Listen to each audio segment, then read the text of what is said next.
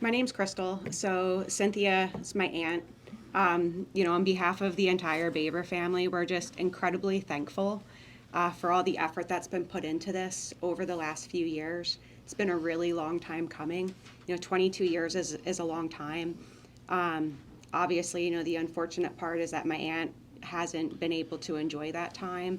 The fortunate part is that we will hopefully have some closure, especially for my grandpa, Cynthia's father. He is in his 90s, like was mentioned earlier. So this means a whole lot to our family to actually be able to put this to rest.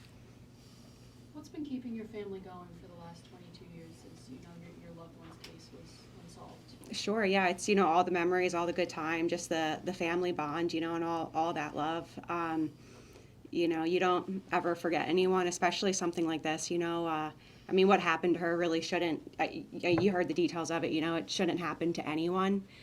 So it's really just that drive, to get some justice and to bring that closure. I think that's what everyone wants. What happened? Who did this? Who's capable of doing something like this? So I think to have some of those answers is really what kept going. And of course, my grandfather too. What was your aunt like? Really positive. I remember a lot of good times at my great grandmom's house. We'd always gather for the holidays, and everyone would be there. And it's memories like that, that you look back to and hold on to. She had a lot of friends. A lot of people, especially. Oddly enough, people in the local area and stuff like that. To this day, people still remember her and talk about her, and she still has a lot of friends in that area. And I think this closure means a lot to a lot of people. Some of those connections that she's had for a long time, and not just us. Did she have any interests or hobbies that really stuck out? I was pretty young, 20, so it's hard to remember all of those details. But I know she definitely loved her family. What was the time frame where you, what was it like when they first came to you, detectives, and told you that, hey, there's something going on?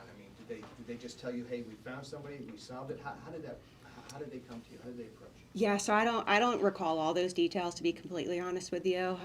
My dad is the person who broke the news to me, and of course it's incredibly shocking and alarming, to think something like this could happen to someone that's in your family.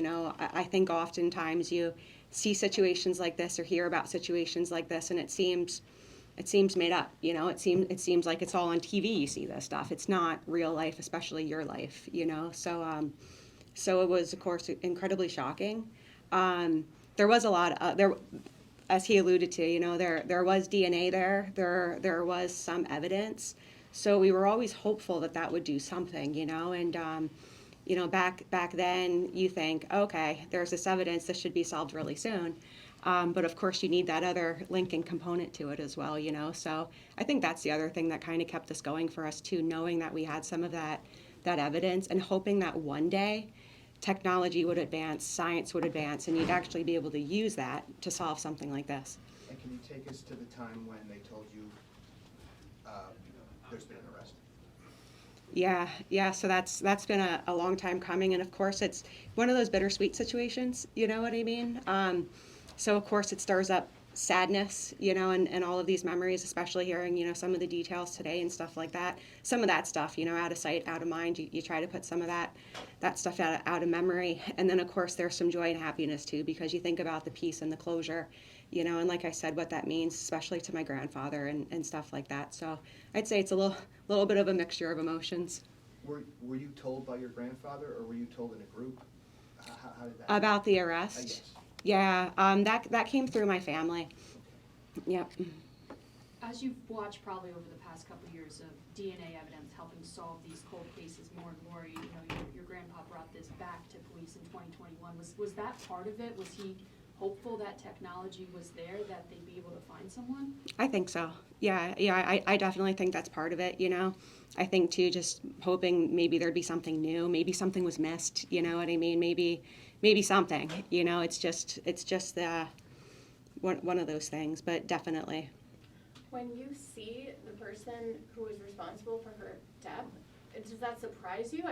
As a family, I'm sure you guys went over whatever you could So when, like, is that shocking, or is it like, we thought it could have been?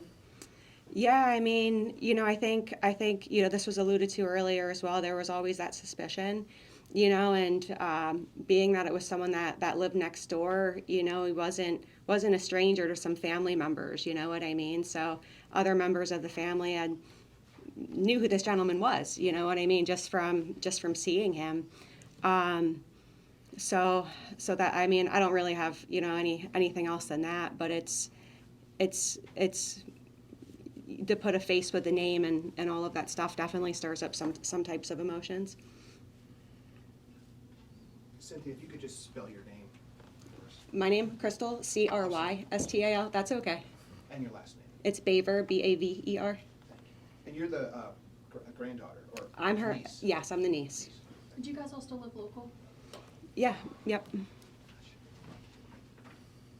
you. Thank you.